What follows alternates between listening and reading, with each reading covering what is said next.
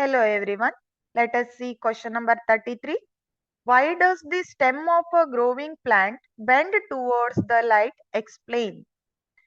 ಇಲ್ಲಿ stem ಪ್ಲಾಂಟಿನ stem portion light ಬೀಳೋ ಕಡೆನೆ ಯಾಕೆ ಬೆಂಡ್ ಆಗತ್ತೆ ಅದನ್ನ ಎಕ್ಸ್ಪ್ಲೇನ್ ಮಾಡಿ ಅಂತ ಕೇಳಿದ್ದಾರೆ. See this is the picture.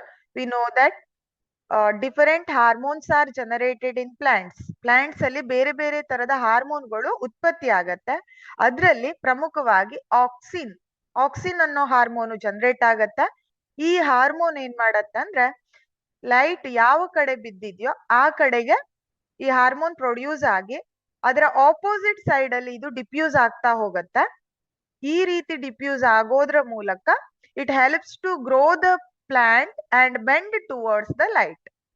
So the explanation is when growing plant detect light, a hormone called auxin that is synthesized at the cells of a shoot tip. See, ಇಲ್ಲಿ ಏನಾಗ್ತಾ ಇದೆ, sunlight ಬೀಳ್ತಾ ಇದೆ ಈ shoot tip part ಅಲ್ಲಿ. ಇಲ್ಲಿ ಏನಾಯ್ತು, ಈಗ ಆಕ್ಸಿನ್ ಅನ್ನೋ ಹಾರ್ಮೋನು ಜನರೇಟ್ ಆಗತ್ತೆ. Then when light is coming from one side of the plant, auxin diffuses towards the shady side of the shoot.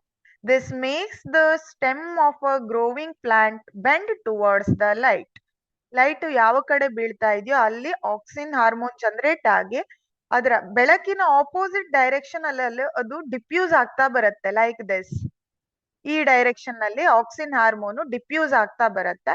ಈ ರೀತಿ ಡಿಫ್ಯೂಸ್ ಆಗೋದ್ರ ಮೂಲಕ ಅದು ಬೆಳಕಿನೆಡೆಗೆ ಪ್ಲಾಂಟ್ ಬೆಂಡ್ ಆಗೋ ತರ ಮಾಡುತ್ತೆ. That is the explanation. Thank you.